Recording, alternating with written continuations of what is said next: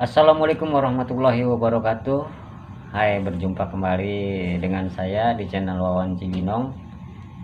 Pada kesempatan kali ini saya ingin berbagi tentang orang yang terkena asam lambung, GERD dan anxiety. Ini cuma versi saya ya. Segala jenis obat saya udah jalanin, baik itu medis maupun herbal. Namun akan tetapi saya rutinitas saya kan saya ingin berbagi tentang pijat-pijat yang berkaitan dengan lambung ataupun totok-totok saraf kali yang boleh dikatakan, yang mana di lambung, di dalam tubuh kita ini suka tegang kayak seperti itu. Jadi versi saya, rutinitas saya itu selama kurang lebih hampir 3 bulan lah saya pijat-pijat sendiri ya, sambil bengong, nggak ngapa-ngapain ya. Saya sambil berjemur juga di pagi hari, rutin juga kayak seperti itu. Jadi saya mencoba mengurut-urut sendiri, karena kita kalau manggil tukang urut ataupun totok saraf itu butuh biaya yang sangat luar biasa ya tentunya ya. Karena di bagian otot kita banyak yang tegang, apapun ketegangan itu jadi nggak enak di organ tubuh kita, baik di perut ataupun di sekujur tubuh kita banyak yang tegang. Ini versi saya selama 3 bulan itu pijit-pijit sendiri ataupun ngurut-ngurut sendiri ya di bagian-bagian tertentu yang berkaitan dengan lambung. Namun untuk itu jangan lupa tekan tombol subscribe-nya, karena untuk menekan tombol subscribe itu sangat mudah, tidak bayar, tidak registrasi ulang seperti kayak gitu. Agar buat saya membuat konten video tentang asam lambung dan anxiety ini lebih semangat lagi. Dan juga tidak lupa tekan tombol notifikasinya ya, notifikasi, agar video-video terbaru dari saya Anda bisa mengetahuinya. Perlu dukungan ataupun untuk buat penyemangat buat saya, tentunya seperti itu. Nah, inilah selama ini saya rutinitas saya, versi saya selama 3 bulan ataupun 4 bulan lebih saya merutinkan itu ngurut dan totok pijat di anggota badan yang tertentu berkaitan dengan lambung. Ya, ini langkah awal ya, kita pemanasan dulu sambil diurut-urut atau dipijit-pijit daerah-daerah yang ototnya tegang. Orang kalau yang terkena GERD dan anxiety, asam lambung itu karena tegang deh uratnya, kita pijit-pijit di daerah sini dulu.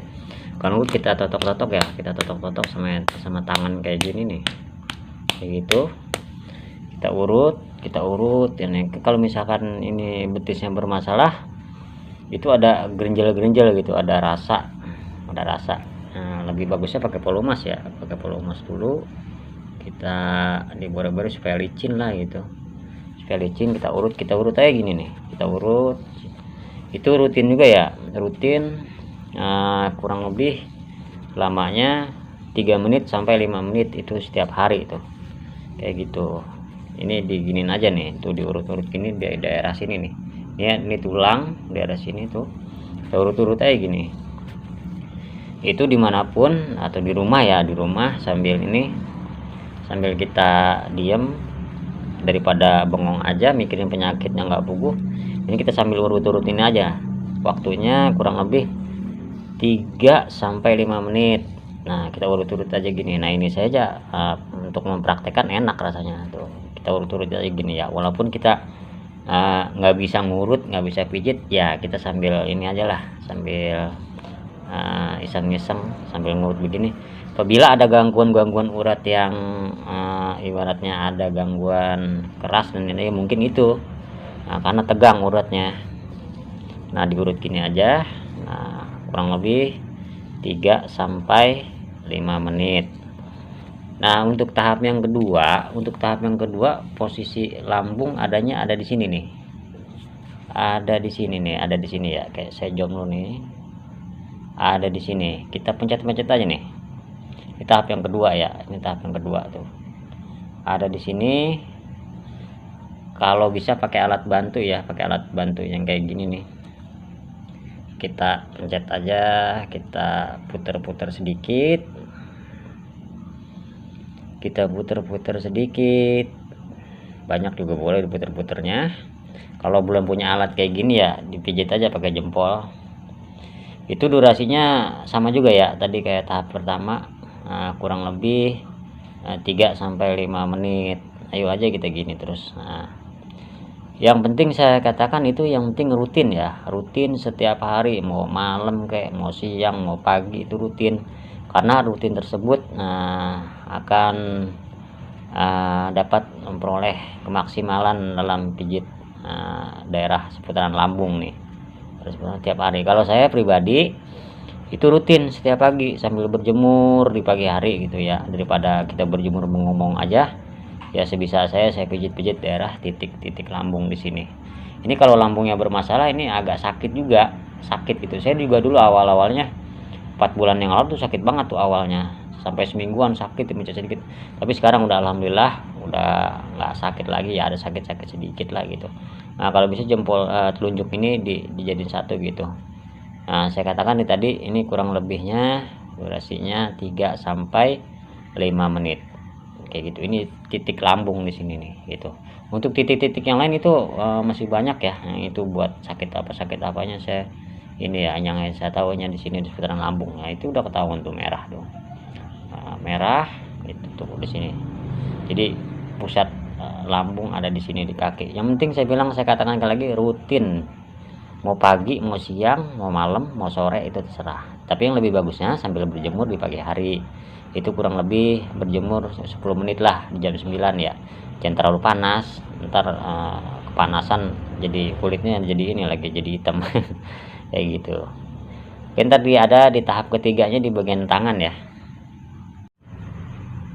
Ya, langkah ketiganya untuk jalur lambung ya, untuk jalur lambung ini ada di sini nih, ada di sini untuk jalur lambung nih, sama seperti kayak langkah 1 sama 2 tadi. Kita pencet aja biar lama tuh, kita pencet kayak seperti ini ada di sini, ada di sini letaknya tuh di sini. Ntar kasih nah, ada di sini nih ya, saya deketin, kita pencet aja, pencet kita pencet terus kita pencet nih. Kalau yang bermasalah ya ini agak sakit di sini karena lambung kita lagi sedang bermasalah nih kan kayak gitu. Sini kita pencet, itu kurang lebih durasinya 3-5 menit gitu. Kalau awal sih pemula nggak apa-apa,